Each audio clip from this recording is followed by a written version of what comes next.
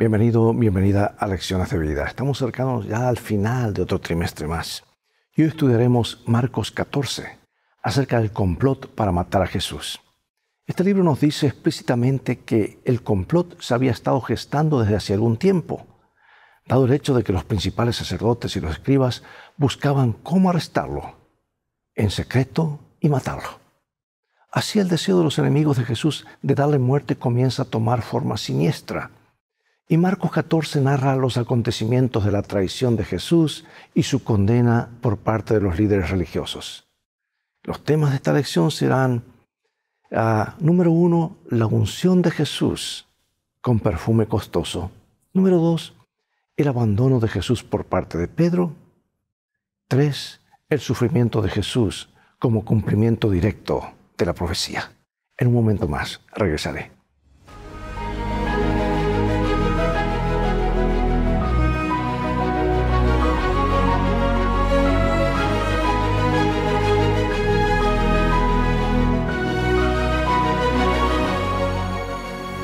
Nuestro texto central que utilizaremos para hoy está en Marcos 14:36. Y decía: Abba, Padre, todas las cosas son posibles para ti, aparta de mí esta copa, mas no lo que yo quiero, sino lo que tú. Los capítulos 14 al 16 de Marcos son conocidos como el relato de la pasión, porque describen el sufrimiento, la muerte y la resurrección de Jesús. Los últimos 6 capítulos de Marcos cubren apenas cerca de una semana.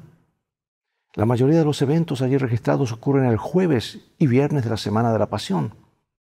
Y la muerte de Jesús tiene lugar el viernes y su resurrección el domingo. Y la lección de hoy comienza con la quinta historia sándwich, de la cual vincula dos acciones opuestas en relación con Jesús. Sigue la última cena, tras la cual tiene lugar su lucha en Getsemaní. Allí es arrestado y llevado ante los dirigentes religiosos para ser juzgado. Y la escena del juicio está relacionada con la negación de Jesús por parte de Pedro, que constituye la sexta y última de las historias sándwich registradas en Marcos. Y nuevamente ocurren dos acciones opuestas, pero por un giro irónico afirman la misma verdad. Dos tramas narrativas avanzan de la mano a lo largo del relato, con un estilo nítido. Y Marcos pone delante del lector estas tramas enfrentadas mientras revela el triunfo de Jesús. Veamos cómo se complementan estas dos historias entrelazadas. Vamos a leer varios de los versículos en Marcos 14, 1 al 11. Pero estando él en Betania, en casa de Simón el leproso, y sentado a la mesa, vino una mujer con un vaso de alabastro de perfume de nardo puro de mucho precio, y quebrando el vaso de alabastro se lo derramó sobre la cabeza. Jesús dijo: Esta ha hecho lo que podía, porque se ha anticipado a ungir mi cuerpo para la sepultura. De cierto os digo que donde quiera que se predique este evangelio, en todo el mundo también se contará lo que ésta ha hecho para memoria de mí. Esta reunión ocurrió probablemente el martes de noche o el miércoles de esa semana. Los líderes religiosos tenían un plan y un momento oportuno para llevarlo a cabo. Solo necesitaban un medio para alcanzar su objetivo, y provendría de un lugar sorprendente. Y este pasaje es el quinto relato sándwich de Marcos. La historia del complot contra Jesús está conectada con la de la mujer que ungió la cabeza de Jesús con un costoso perfume. Dos personajes paralelos realizan acciones opuestas, mostrando un irónico contraste. El asombroso obsequio de la mujer que la mujer ofreció a Jesús contrasta con la perfidia, de Judas al traicionar a su Señor. No se consigna el nombre de ella. Él, en cambio, es identificado como uno de los 12. El valor del regalo que ella da es declarado. El precio de la traición de él es solo una promesa de dinero. No se da una razón específica por la que ella hace esto, pero los invitados a la cena quedan consternados por lo que consideran un gran despilfarro equivalente a la paga de casi un año de trabajo, cuando el perfume es derramado sobre Jesús. Él interviene, sin embargo, en defensa de ella y dice que lo que acaba de hacer será incluido en la proclamación del Evangelio al mundo en memoria de ella. Es algo inolvidable. Y en efecto, los 4 evangelios registran esta historia de una manera u otra, probablemente a causa de las palabras de Jesús al conmemorar la acción de esta mujer.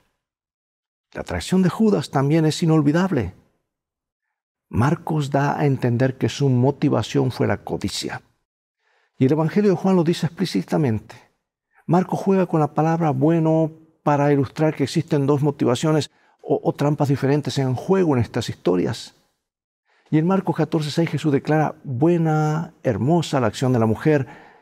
Él dice que siempre es posible hacer bien a los pobres.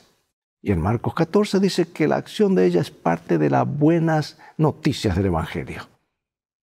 Judas busca una oportunidad o un buen momento para traicionar a Jesús. Lo que este juego de palabras sugiere es que el complot de los hombres para destruir al Mesías llegaría a ser parte de la historia del Evangelio porque da frutos al cumplirse la voluntad de Dios de entregar a su Hijo para la salvación de la humanidad. Bueno, nos movemos ahora a la última cena, aquel jueves de noche. Y mientras comían, Jesús tomó pan y bendijo y lo partió y les dio, diciendo, tomad, esto es mi cuerpo. Y tomando la copa y habiendo dado gracias, les dio y bebieron de ella todos. Y les dijo, esto es mi sangre del nuevo pacto, que por muchos es derramada. De cierto os digo que no beberé más del fruto de la vid hasta aquel día en que lo beba nuevo en el reino de Dios. Y cuando hubieron cantado el himno, salieron al monte de los olivos. Entonces Jesús les dijo, todos os escandalizaréis de mí esta noche, porque escrito está, heriré al pastor y las ovejas serán dispersadas. Pero después que haya resucitado, iré delante de vosotros a Galilea. Entonces Pedro le dijo, aunque todos se escandalicen, yo no.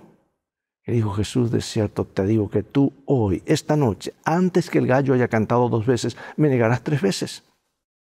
Mas él con mayor insistencia decía, si me fuera necesario morir contigo, no te negaré. También todos decían lo mismo. Entonces Moisés tomó la sangre y roció sobre el pueblo y dijo, he aquí la sangre del pacto que Jehová ha hecho con vosotros sobre todas estas cosas. ¿Qué gran relevancia para la fe cristiana se encuentra en este relato? Que es el cumplimiento de la gran profecía del Antiguo Testamento. Marcos 14 observa que este es el primer día de la fiesta de los panes sin levadura, cuando se sacrificaba el Cordero Pascual.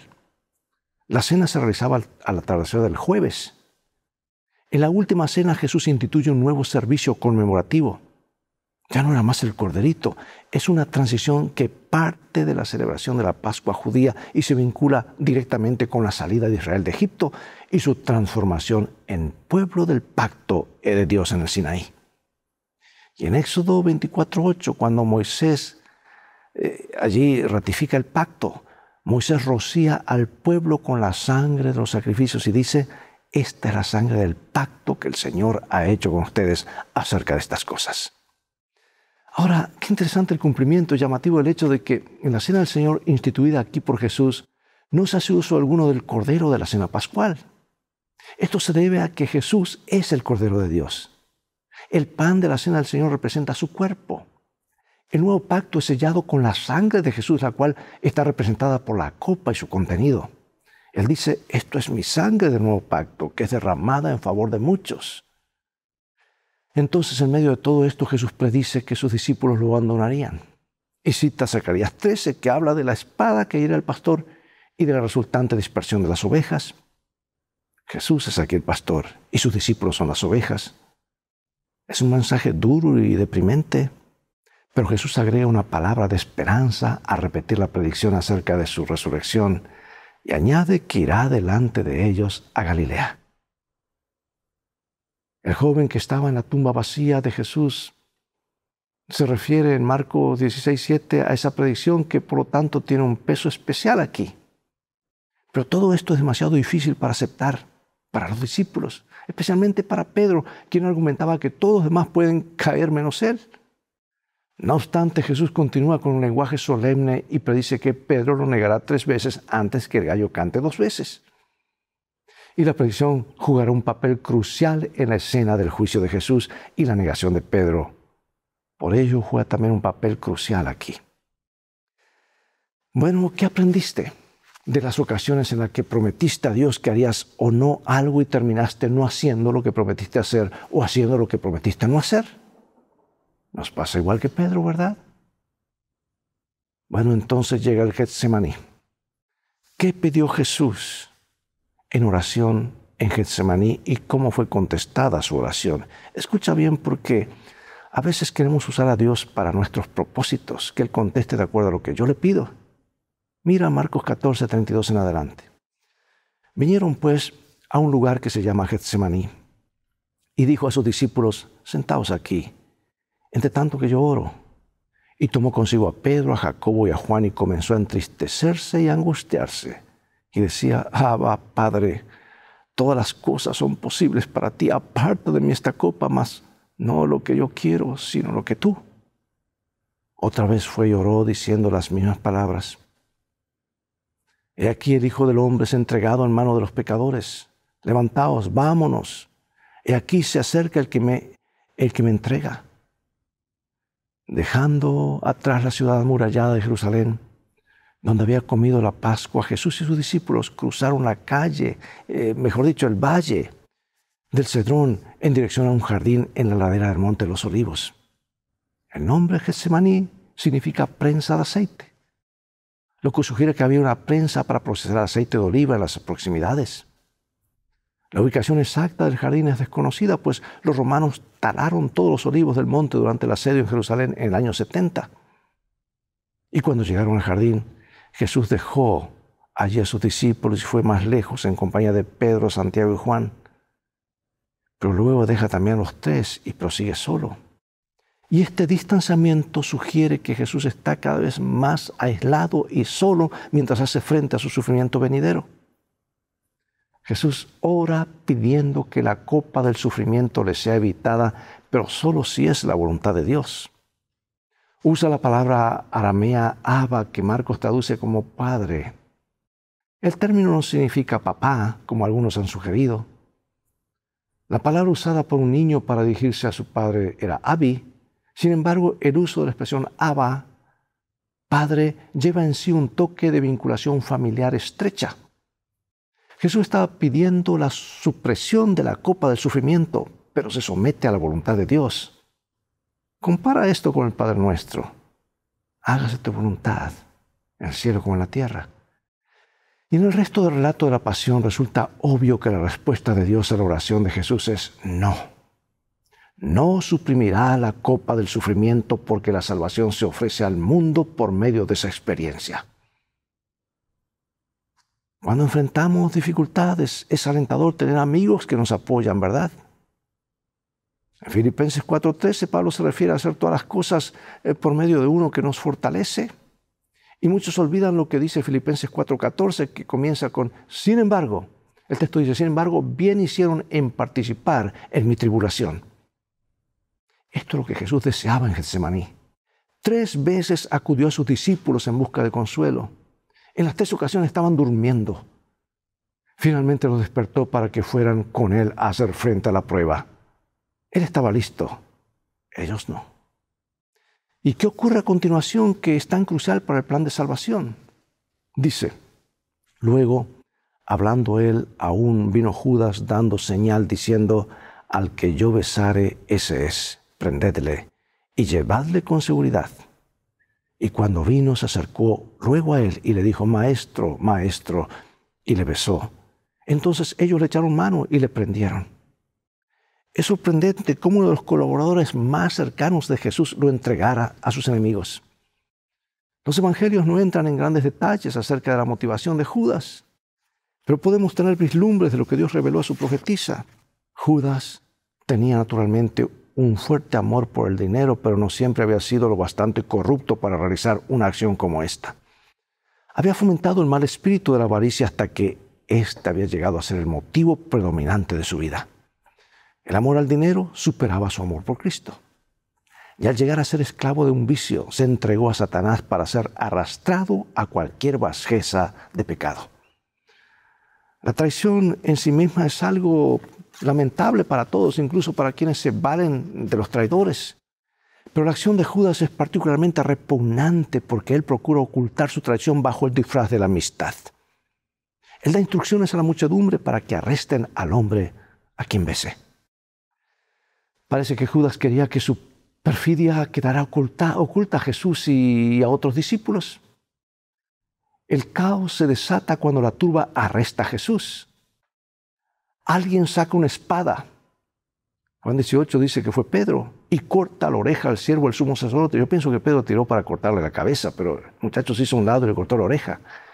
Y Jesús se dirige a la horda y los reprende por hacer en secreto lo que no habían se atrevido a hacer abiertamente mientras enseñaban en el templo. Pero concluye haciendo referencia al cumplimiento de las Escrituras. ¿A dónde fue Jesús? A la base profética, al historicismo.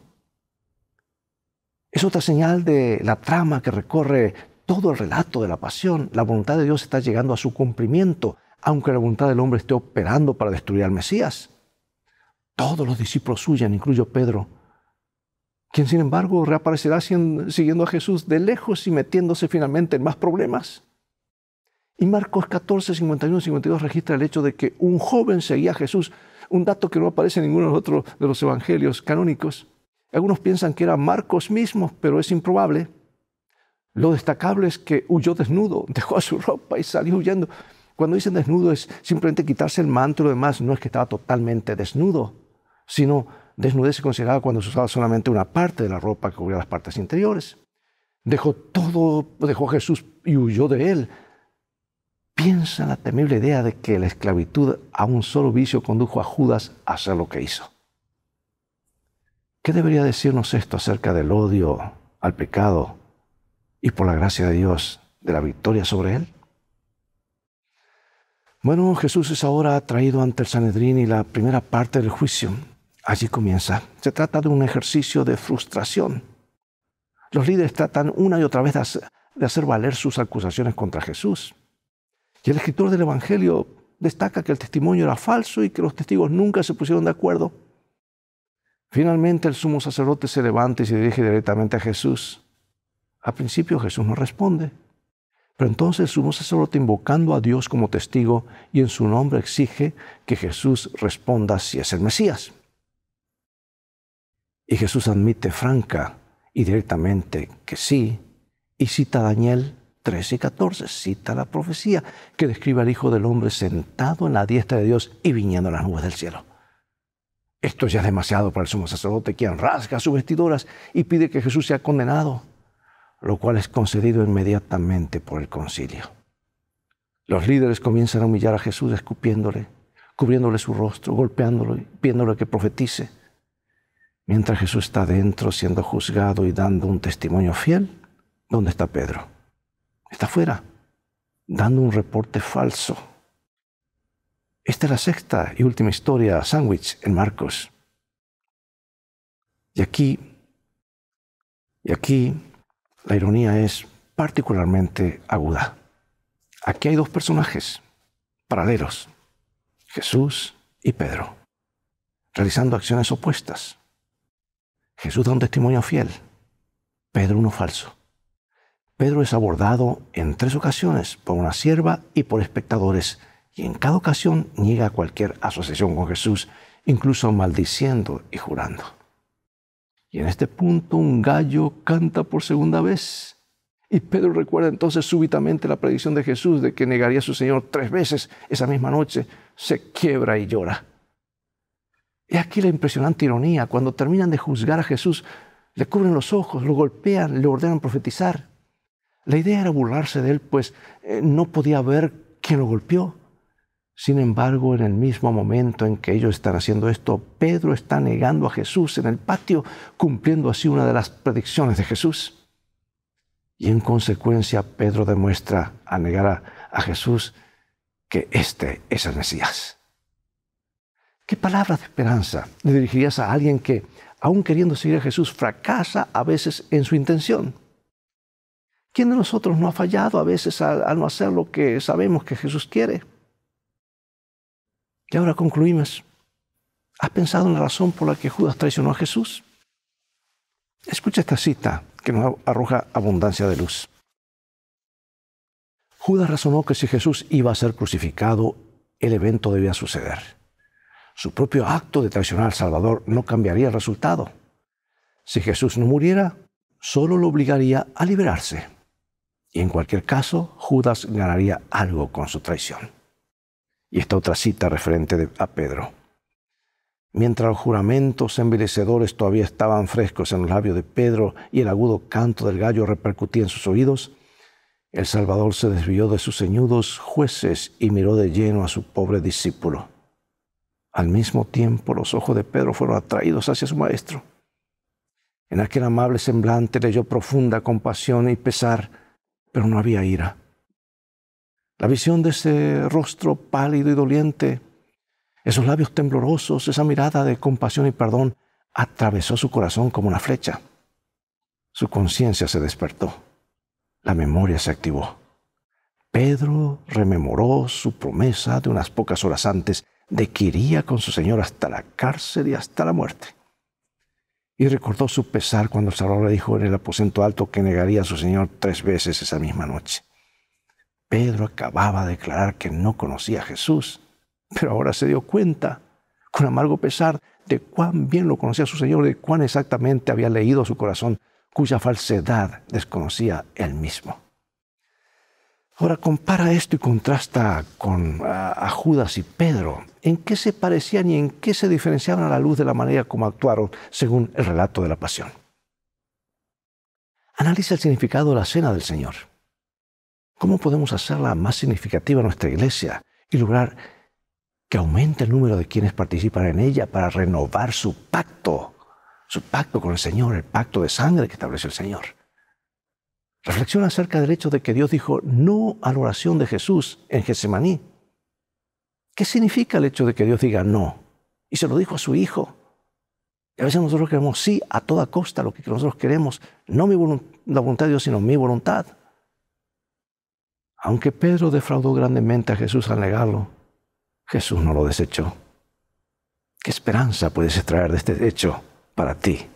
¿Qué esperanza puedo extraer yo de este hecho? Acompáñame en oración. Padre Celestial, cuando vamos a Getsemaní, vamos a ese juicio, ese calvario, nuestros corazones se conmueven. Y decimos, ¿por qué lo hizo? ¿Por qué tanta una catarata de amor volcada a gente que lo despreciaba? El Hijo de Dios, el Creador del universo. Oh Señor, nos humillamos ante ti en adoración para decirte que te amamos. Danos fe para no negarte. Se acercan momentos difíciles. La fe de cada uno debe ser probada. Queremos que tu verdad se afiance en nuestra mente y corazón. Que caminemos en toda la verdad bíblica. En el nombre de Jesús oramos. Amén. Bien, amigos, es todo el tiempo que tenemos por hoy. Llegó el momento de despedirnos hasta el próximo programa de la serie Lecciones de Vida. Ya nos estamos acercando ya al final de los momentos de la pasión de Cristo cuando entrega su vida por ti y por mí, para indicarte que tú vales mucho para Él. Te ama más de lo que puedes imaginar y que en este viaje de la vida las cosas van a terminar bien si hacemos de los principios de su palabra nuestro GPS y a Jesús como nuestro guía. Maranatá, Dios te bendiga.